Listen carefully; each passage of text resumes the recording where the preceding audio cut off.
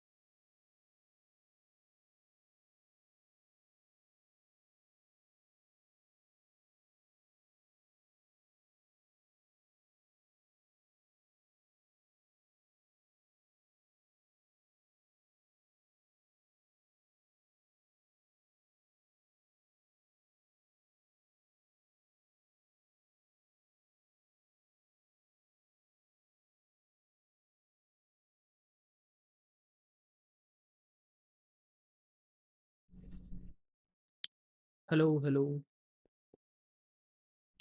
hello, hello, hello. Uh,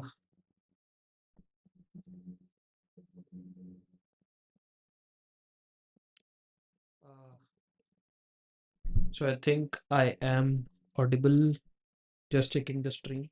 So I think I am audible. Just checking the stream. So I think I am audible.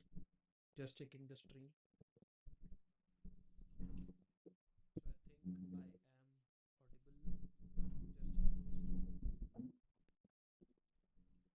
Yes, I am audible. Thanks a lot.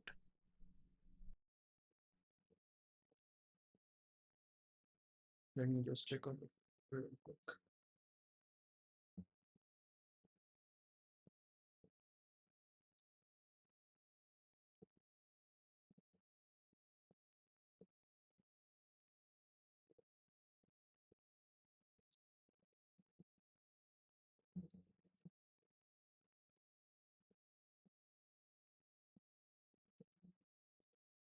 Yes, I am.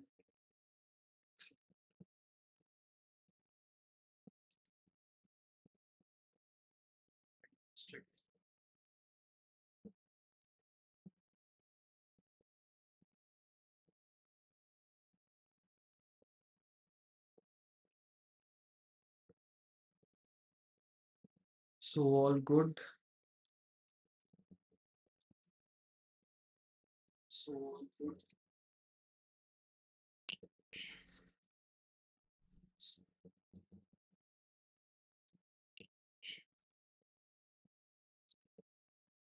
All good now. Let's proceed with the stream.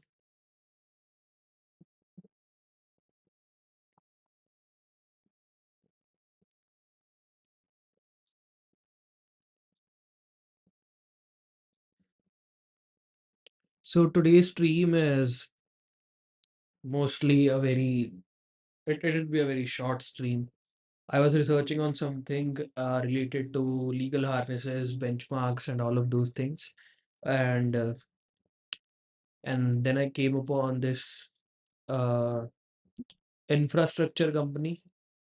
They provide search infrastructure, mostly open source. They have something called Superlinked Inference Engine, and they make all of these claims, build agents with small open models, smart and faster. Sorry. So I don't think so. We'll test them in this stream, but I'll do a bit of good research on these also. And there are a couple of more things that I wanted to see. Mainly some harness engineering tricks because it's like a very new field. So a lot of things keep coming up. So you have to stay in the loop. And it was it's Monday morning now. It's almost 2:49 a.m. and I think we should wrap up by 4 a.m. and sleep at 4. Or we can also wrap this up in 40 minutes only because I just wanted to do a stream because it was a long time of me not streaming. So I was somewhere. So let's just start. Let me adjust my chair. Uh, yes. Think we are good to go. Some nice Diet Coke.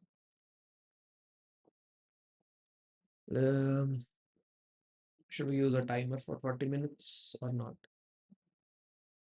Uh, just a second. Why am I typing for 10 minutes? Ooh, timer. Uh, notes done, bro. I use this site a lot.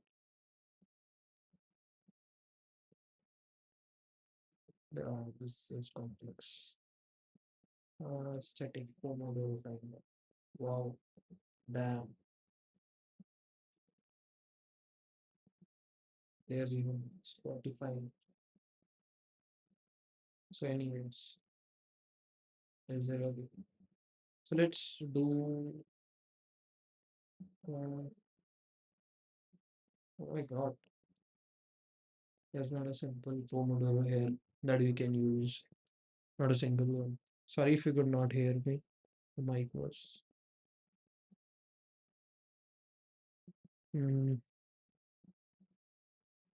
just fuck it. It's 2:51. We'll make our own later. Yeah.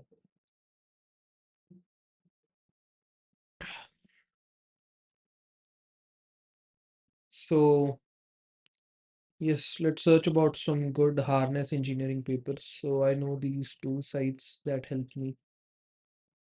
It's searchthearchive.com and also archive.org. Oh, archive changed. Shit. I think there was some news where archive is now independent or something. Yeah, becoming an independent non-profit organization on July 1.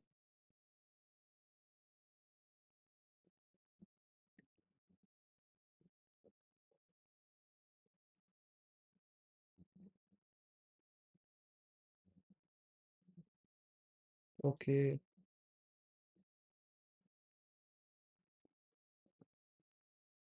It may no longer made sense to be hosted at a university, right? They have a lot of scale now. So this will spin out will allow archive to make technology changes and improvements more nimbly and fundraise more effectively. For example, funders from around the world may be comfortable contributing to a standalone nonprofit rather than a US university. Yes,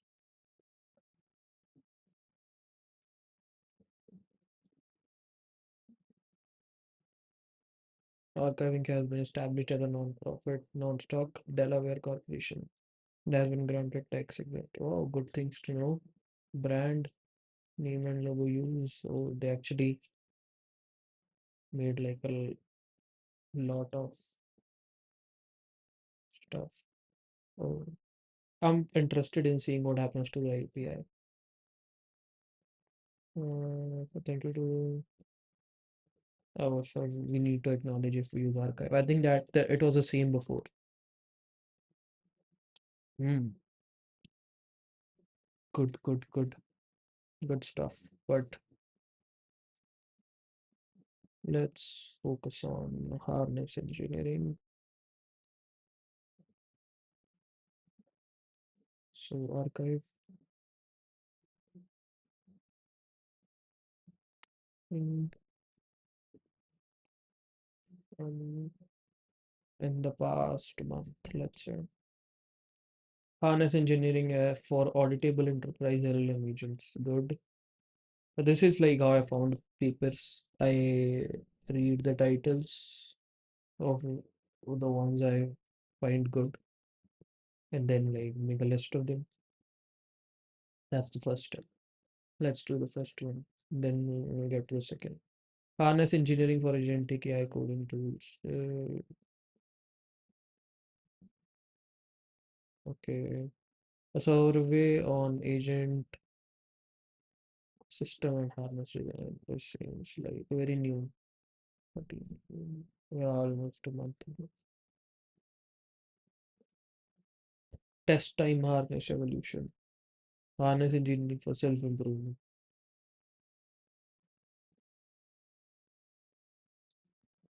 Sorry. Okay, learning to control LM agent harnesses offline. Let's see that. Ah, from failed trajectories to reliable LLM agents. This is something good. Engineering the loops that replace. This is loop engineering, not exactly harness, but we'll see that. Lil log. Oh damn. Uh, the concept of recursive self-improvement dates back to oh, so he's using history also. Better machines to improve itself. Dovsky used the phrase recursive self-improvement from a specific feedback loop. I think I uses its current intelligence to improve the cognitive machinery that produces its intelligence. An AI uses its current intelligence to improve the cognitive machinery that produces its intelligence. Just a second, guys. Uh, let me also, you know, check. Okay, quickly.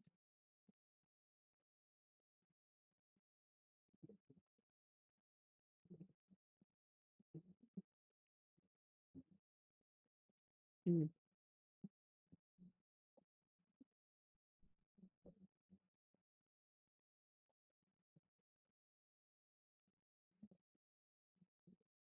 mm, mm.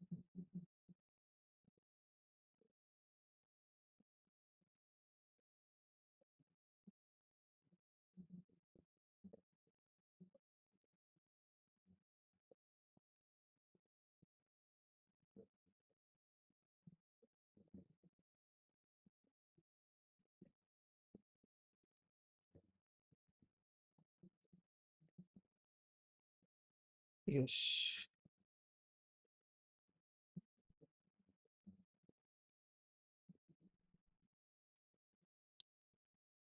I think it's all perfect now. Yes.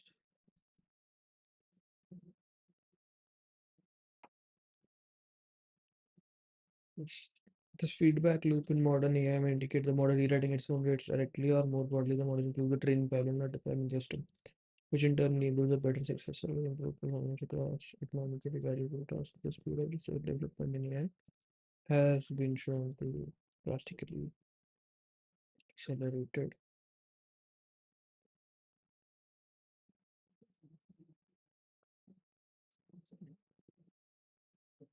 Oh, the English is plugged in. Explicitly mentioned deployment system because the layer between the raw model and the real world context seems to be as important as the model's raw intelligence. The evals right after pre-training. Harnesses are important components of AI deployment as shown by successful coding agents such as Claude Code and Codex. A harness is a system surrounding a base model that orchestrates execution and decides how the model thinks and plans. And acts, call tools and acts, perceives and manages context, stores artifacts, and evaluates results. So this is the definition of a harness. So let's just copy it out here. So this is basically what a harness is a system surrounding a base model that orchestrates execution and decides how the model thinks and plans, calls tools and acts, perceives and manages context, stores artifacts, and evaluates results. So in a nutshell, let's say this is the whole harness, right? So this is harness, and now a harness, let's take an example of Claude Code, right? So this is Claude Code.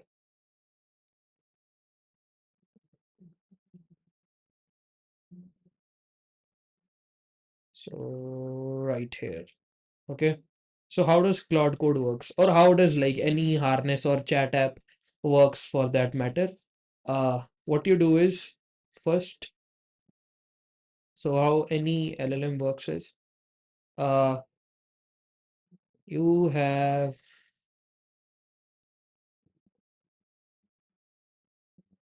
you have a system prompt, right? And you have a system prompt, and then you have the user message one, right? So what happens is you make these two messages, like these are the bare minimum required for an LLM to work. A system prompt is what you guys know how the LLM should answer, the style or some guidelines for the LLM to answer some your queries.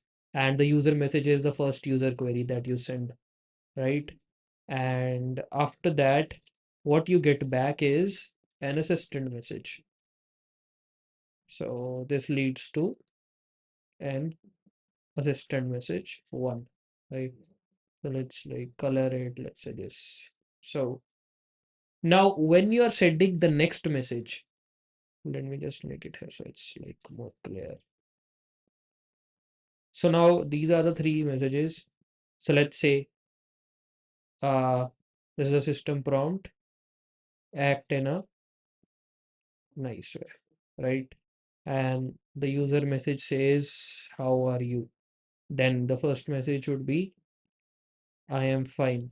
How are you doing? So this is what the system generated, and this is now the user now wants to ask the next question.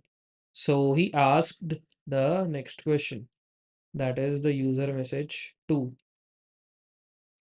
Now what would happen is all of these three messages now are attached with this user message, and now these four messages are sent to the LLM, and the LLM now reads these as history, this as your user message, and then responds with an assistant message that you would call the assistant message 2, right? So the LLM, if talking in technical terms, the LLM has no state of its own, right?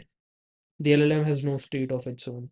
So you every time, let's say I am sending a request that is when we say that a request was 272,000 tokens, it does not mean that your specific single message was 272,000 tokens.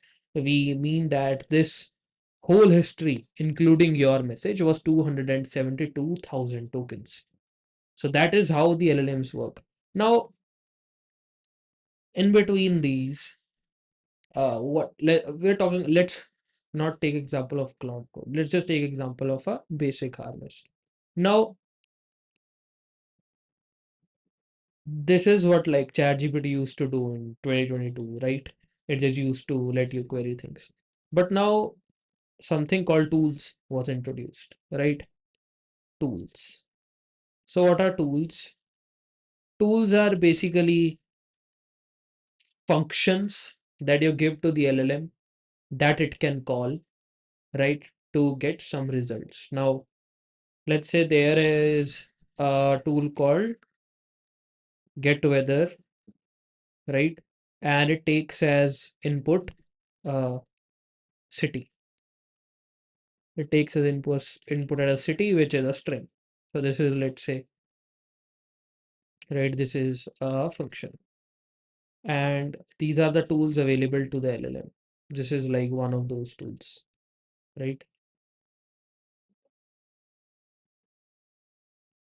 So let's say these are like one of the tools. And in this message, I ask, what is the, I'm sorry for the color bombing we're having here. Uh, but I think you get the word. What is the weather of Patiala? Or let's say, what is the weather of Chandigarh? So now what will happen is, I'm sorry, it comes here.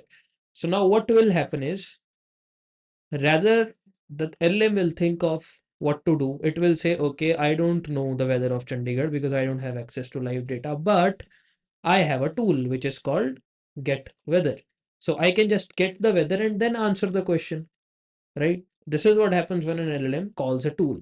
So what the LLM will do is the assistant message tool. Now, a very important distinction to know is that one message, that the whole message response that you see can have parts inside it.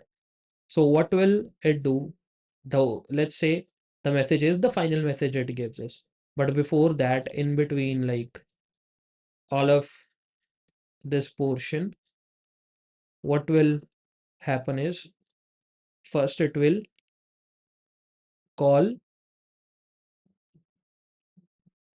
get weather. So now when an LLM calls a tool, what happens is it will not call it like us humans write code. So remember, we always give it to return a string as a city as a string. So what it will do, it will return us the input parameters to give to this function. So by calling, it means the LLM will give us, let's say, a string called Patiala for this function. Now the loop stops. The loop stops. The agent has said, I will call this function with this input. That's it. The agent stops here.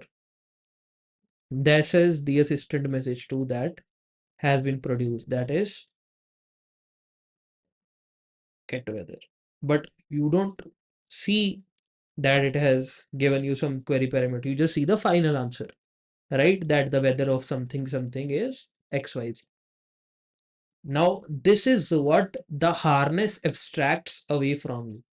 Now, I remember I told you that each message has parts. So this Patiala, which the LLM gave us, what will the harness do is catch the tool call. So the Patiala, the input it gave tool is a tool parameter, right? So what will the harness do is the harness will catch that, okay, it has given me Patiala. Then the harness will run this function. The harness will run this function, let's say, and the answer it gets is 56 degrees, let's say, and then give the LLM back, append basically the answer of this tool call. Now this tool call has been completed, and after that it will call this whole loop again. So now see what is in the LLM's history. The LLM knows that you asked what is the weather of Chandigarh, then it calls the tool with the input parameter. Then your harness calls the tool. Sorry, it calls the tool by giving the input parameters. We call the tool, the harness calls the tool and gives it back the result. Now the LLM will say, okay, now I have it. Now the next thing I need to produce is a message. And it will produce a message that the weather of Patiala is 56 degrees. Now, I know you already know all of these things, right? A lot of people may know a lot of these things, and these are like very simple things that we all know right now. But what I want to tell you is a harness is the system surrounding a base model. So this system surrounding this base model, we are talking to a model, right?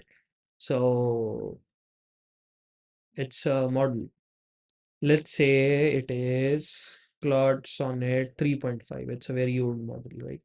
But it's still alive, so it's a model. So we're using this model, and this harness is a system surrounding this model, which makes sure that your loop keeps on going, where you ask a message, where you ask a query and get a response back, ask a query and get a response back, right? So these keeps on going, keeps on going, keeps on going. Orchestrates execution and decides how the model thinks and plans, calls, tools, and acts. So right now we just talked about what is the role of harness and tool calling, right? It makes sure that the LLM, uh, which gives us a tool input parameters, after that we are able to call the tool. Now this is one of the most basic things a harness can do, but a harness can do a lot of things. Now let's say this Claude Sonnet 4.5 has a context window of 300,000 tokens. 300,000 tokens. Now, if you send more than these tokens, the endpoint or the API endpoint, which is taking all of these messages, will just error out, right? It will say that I don't accept this amount of input tokens. Please reduce some messages. After that, I can only act. Now, the user experience is fucked up, right? Uh, how will the user make sure that it has to now prune or delete all of those messages? Now, this is what the harness enables you to do, or the harness does it in the background. You don't even recognize, or sometimes it's synchronous. So you may see that it is saying compacting conversation.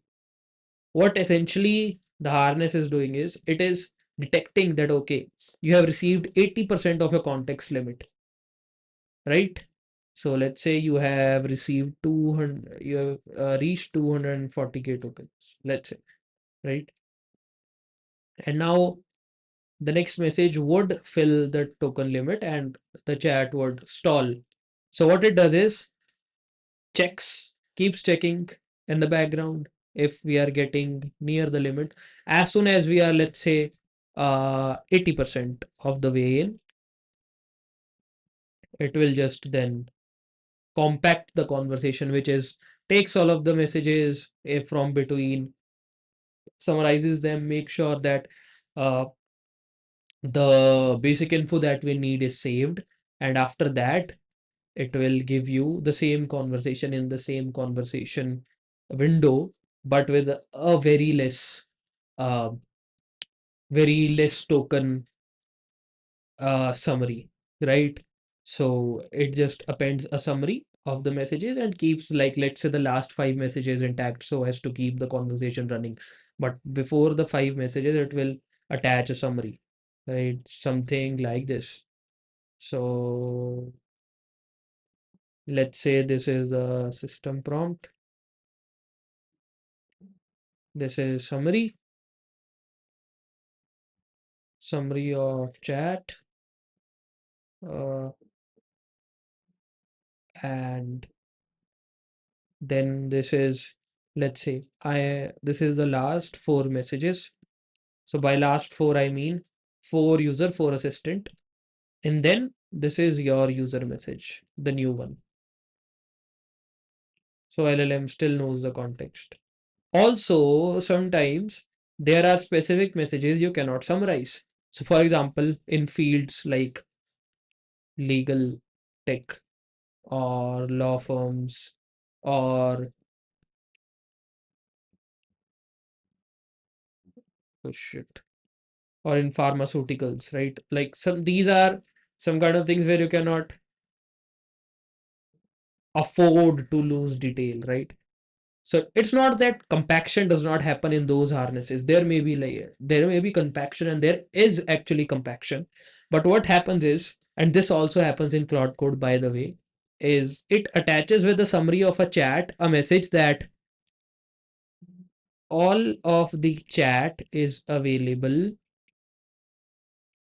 to read at something something something.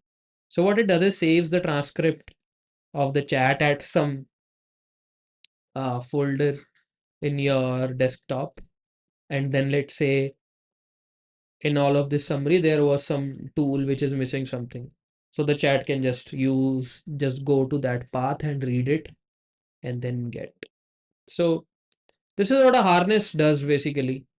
Stores artifacts, it can store files and evaluates result is when you call a tool, let's say I did something, the LLM did something, let's say edit file. At the moment it edits a file, it then is able to read the file or see what changed. So this is what a harness does. I wanted to explain. So a harness does a lot of things. It just depends on. So there is a whole field called harness engineering, which we are right now exploring. But this is what a basic harness should be able to do, right? Um, I thought this is important before proceeding further. So let's go and read again. So this is the one part we liked. Harness the system surrounding the base. The post will focus on research around harness engineering and how it contributes to RSI. What is RSI? Recursive self-improvement, right? Um, and evolutionary program search can be organized around this question. Other work on model self-play. I think this is like a good post to read. Damn. I think we are going to spend a lot of time on this today. But let's also like speculations concerning the first ultra intelligence. Oh, this was like published in 1965. Sometimes these things like are gold mine to read. Okay. From failed trajectories. This is one that I would be willing to read, but I think this is good. I mean, yeah, Lillian Wang. Let me search him on Twitter first. So, oh, she is a computer scientist. I'm sorry, I thought it's a man. Lillian Wang co-found. What? Bro, bro. She is the founder of Thinking Machines Lab. Come on. Along with Meera Murati. Damn, guys. I think we just saw an example of my limited knowledge about all of the shit happening with AI. So Lillian Wenck is one of the co-founders of Thinking Machines, and Thinking Machines is doing a lot of amazing stuff around fine-tuning models. Uh, and they also recently published some blog post interaction models. So these are like sub-millisecond latency models. We can read this one also. I think we are up to a good read, but we don't have a lot of time because I have to sleep. But for the next stream, I think we have a lot of shit to read. So I think super linked is also there. But let's read this blog, or at least let's skim it now. Uh, Agent is LLM memory tools planning and action. Okay. Harness engineering additional include workflow design. For example, loop engineering. Loop engineering is something that I don't think we want to go deep like we went into. Where did it go? Like we went deep here. So loop engineering is basically, so now what this was a loop where the messages would keep coming and the agent would keep answering. Now you develop a loop on top of this loop, right? So let's say you gave the LLM a goal, please do this task. And that LLM is then giving goals to a lot of sub agents. So it's like a loop within a loop within a loop. So a big loop, a loop engineering. Explain it in a very vague language, but we'll go into the details later. It is no longer evaluation, permission controls.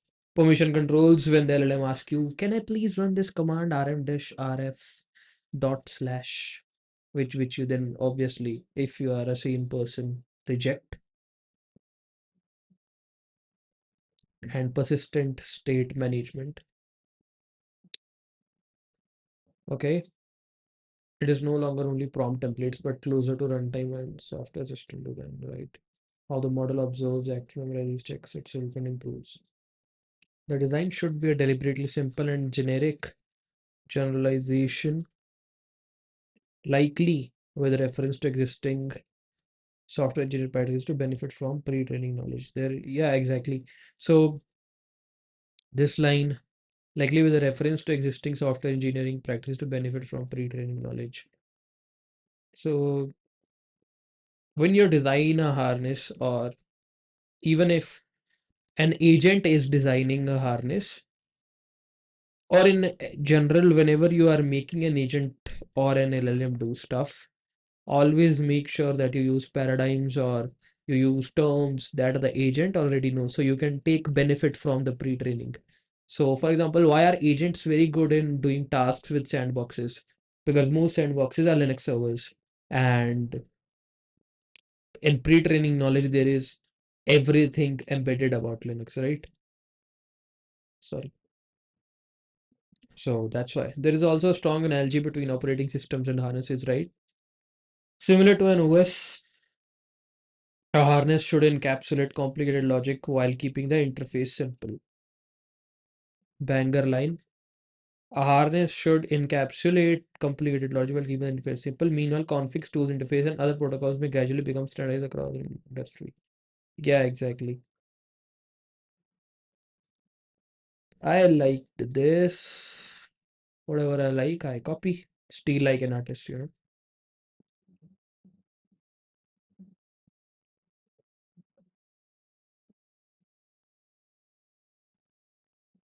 Yes.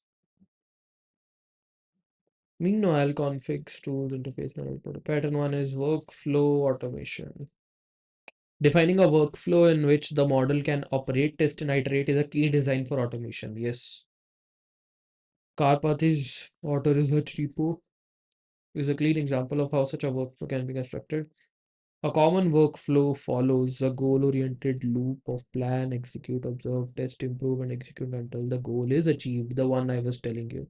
So what happens is, in workflow automation, or the specific case that is auto research, that this I'm sorry, what was her name? That Lillian is talking about. What happens is, let's say I want to train a model that gives me 100% accuracy on some specific benchmark. Now, what I will do is give it some initial input and say, this is your goal. Train a model, uh, test it against this this evaluation criteria, or this evaluation data set, and after that check the results. If they are not 100%, go back, see what could be improved, and then improve it. And then it's a loop. It'll keep on researching, keep on finding stuff, keep on trying experiments, and the goal is not to achieve 100% um, of um, accuracy that the goal is. Like the ideal case is to make sure that the goal is achieved, but in real life, yeah, we don't set realistic goals. But the thing is to make sure that it reaches as close as to the goal as possible, and then it tries a lot of things, does a lot of things, and makes sure tries a lot of approaches, makes plans, keeps what works and discards what does not work, and then the things that keep on working keep compounding, and then at the end you get a result. So it's basically fucking around and finding out, but at at a very big level, right? So I like to call it the fucking around and finding out method rather than auto research. User input, model inference, agent response, tool calls, and then uh this loop keeps on happening. This loop this keeps on happening. Sorry for the yawning. And then you finally get an agent response. This is from OpenAI Codex. Defining a workflow. Oh, we have read it.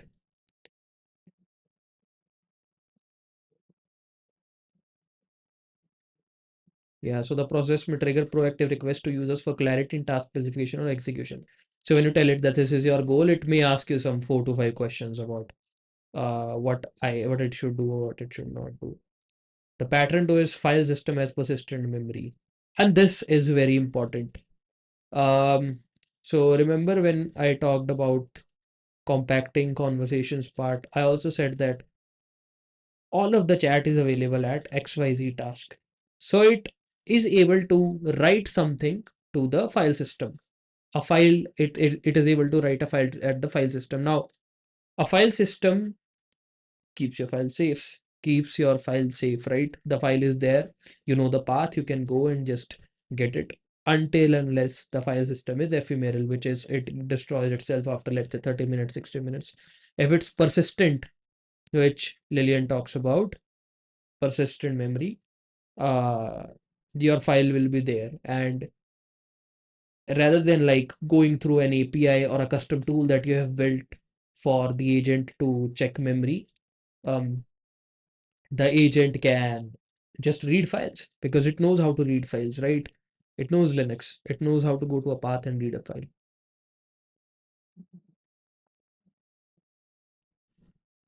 A recurring pattern in long horizon agent system is simple control over its states and artifacts, right? A file system is simple. Create, read, update, delete. That's it.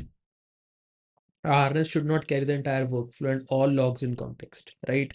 Not everything should be in context. Instead, it should keep durable state in files. In long horizon agentic rollout, artifacts such as experiment logs, code diffs, paper summaries, error traces, and past rollout trajectories often grow much longer than the context window the model has trained for. That's right. As you keep on doing experiments, there may be logs which are, let's say, there is like a JSON of logs, which is 100,000 lines. Yeah. You won't load that into context every time, right? You would save it to a JSON file and read whenever it is needed. So, yeah. File system as persistent memory.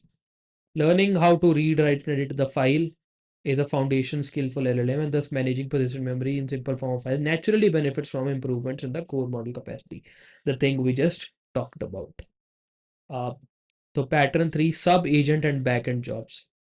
Sub-agents, a bigger orchestrator agent can spin smaller sub-agents that can do small chunks of work independently, and then it can just the orchestrator can stitch all of the work of the sub-agents.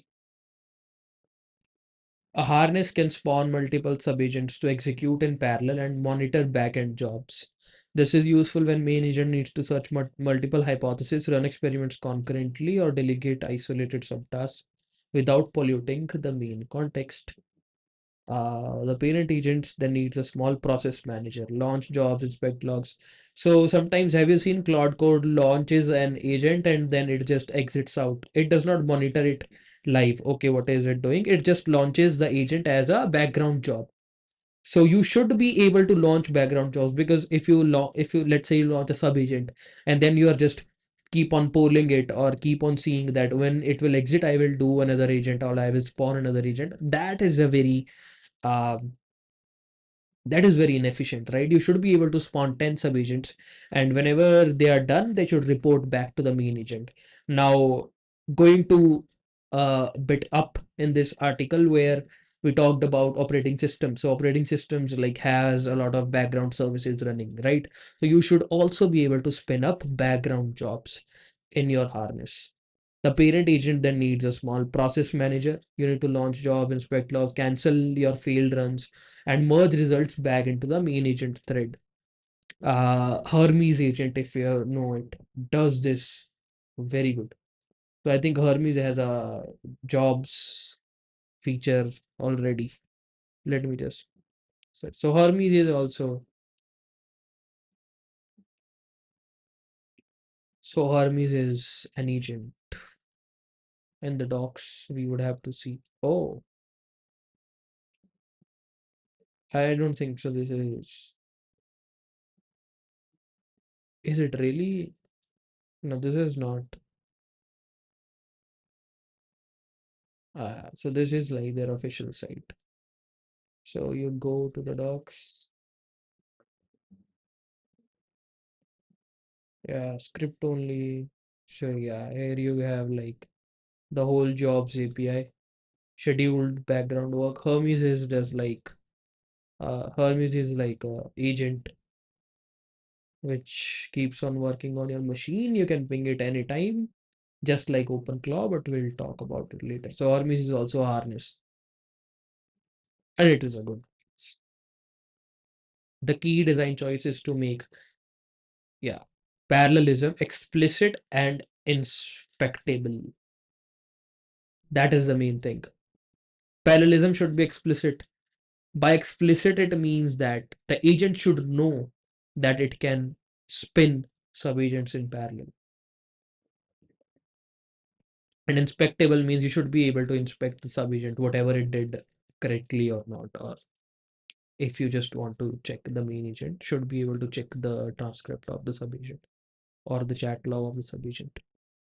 If subagent output only live in a transient chat context, they quickly become obsolete and hidden. And that's right. If they are stored as files, logs, and status records, the model can recover after interruption and reason over its own execution history. Right? So let's say some fuck up happened and you were just storing it in a chat state and it just got deleted. Now you have nothing to reason over, right? The model cannot, or the harness cannot read whatever the thing the model did and improve over it. To improve, you at least need to have like the record of what you did. So you can remember what you did wrong or reason over what you did wrong, or any other model can come and inspect what you did wrong, right? So, yes. If subagent only lives in transient chat context, they quickly become obsolete. If they're stored as files, logs are stored as records, the model can recover after interruption and reason over its own execution history. Now, coding agent harness is a case study. Yeah, Cloud Code, Codex, Open Code, Cursor style agents commonly use a rule like this. So they observe a repo when you famously do the Claude slash init command. It will observe the repo and keep some context. You give it some task, it makes a plan, it searches and reads all of the files, see what it needs to change, runs all of the tests. Now, after let's say running all of the tests it wrote, or there were all the tests were already there. If it's done, it's done. If it's not working, it checks what errors came and then it comes back to either maybe planning in a better way, or it then again reads some files, gathers some context, thinks about it, then edits and then runs the tests again. So this is one of the basic loops uh that coding harnesses use. Oh my god, it's a big image. Yes, so we'll save this also. I think there should be an app where I can just save all of this shit and then it makes a good summary of it. Uh, idea. Canvas to paste files and then it. There are already 1,000 apps like this which exist, but I will obviously have to log it. Engineer's dilemma. Curse of being an engineer, you know.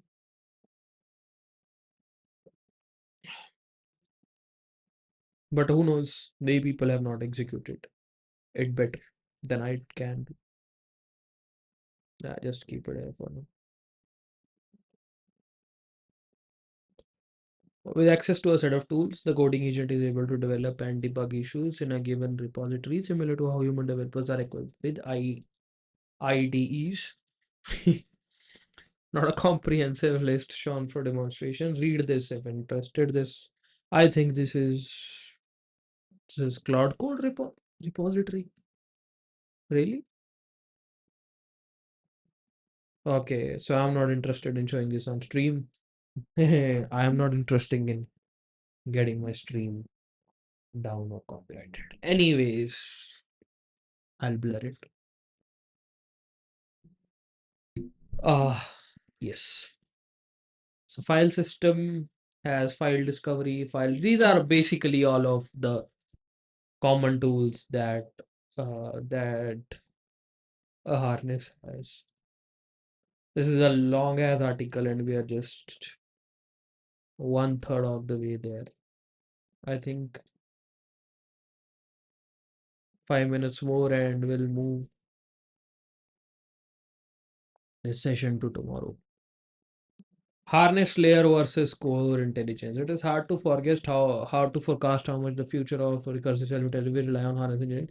But the near-term path of RSI is unlikely to start as a model directly rewriting its weights. Very, very, very good insight and very obvious insight. My prediction of a practical near-term path is harness engineering will evolve in the direction of meta methodology. Okay. Improving the machinery for getting better answers, not just improving the answer itself. Okay, good.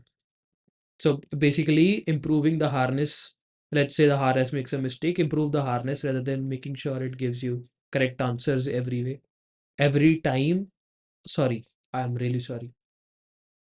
If you get a bad answer, make sure you improve the harness in a way that you don't get a bad answer rather than just seeing that I gave this query and got this output. So improve. So treat the disease, not the symptoms.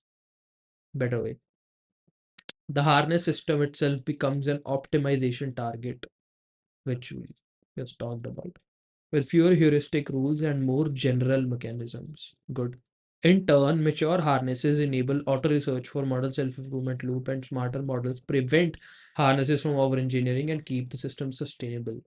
Okay. Mature harnesses enable auto research for model self improvement loop, and smarter model prevent harnesses. Okay, this is good. So if you have a very mature harness, you can use that to improve a model using a self-improvement loop. And once the models are smart enough, they prevent harnesses from over-engineering, and that's how it keeps the whole system sustainable.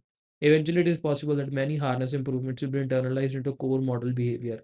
Right, that's what happened. Right. Earlier models were not able to read PDFs. Now you can just copy paste image or PDFs. Right. But the interface, so it just got built into the model itself. I'm sorry. Uh, so some improvements will be internalized into the core model behavior, but the interface with external context and tools should remain. We have seen a softer version with prompt engineering. Manual prompt tricks became less central as instruction tuning and model reasoning improved, but the need to specify goals, constraints, context, and evaluation did not disappear. So harness optimization. I think we should call it a day. And yes, let's just start with harness optimization tomorrow. So, yes, let me just mark it. Start with I would be really glad to read like all of this article right now. But I also think that waking up in the morning at a okay time, which I think would be 10 a.m. for me, 10 or 10:30, is also important. Sets the tone for the whole day, and we have a lot of work to do. After that, we'll read this blog. A very good blog, I would say till now. I'd say like I obviously knew a lot of this part already, but still keep getting new insights. So that is it for right now. I'll see you guys tomorrow. Bye bye. Oh, should I make a stream ending screen? Okay, so let me generate one, and then we'll end the stream. I want to generate a stream has been ended screen. Can you please do one for me? Let's see what it does. Meet Codex in the desktop app. Yes, we can tomorrow. Oh, not the Codex, but Codex is now just ChatGPT. That's what I heard at least. This background is what I like. Really like. I think these are shaders, I guess. WebGL stuff. I would also search about it. I think this is mostly WebGL stuff. But this looks good, really good. Now I'm ChatGPT.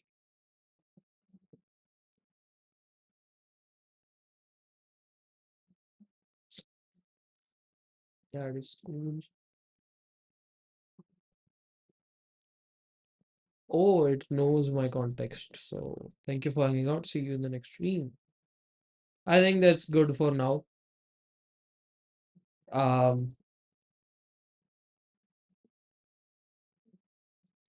you guys will probably now see the new screen. You're about to see it.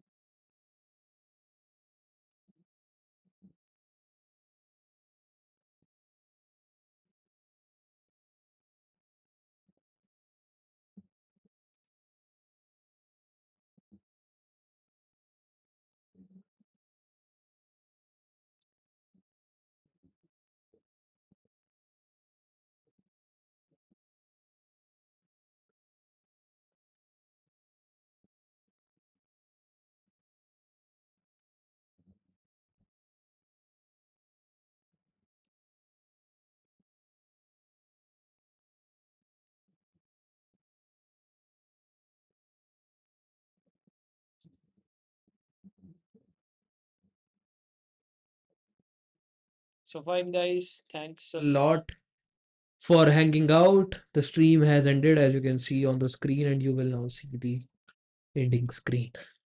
Bye bye. See you.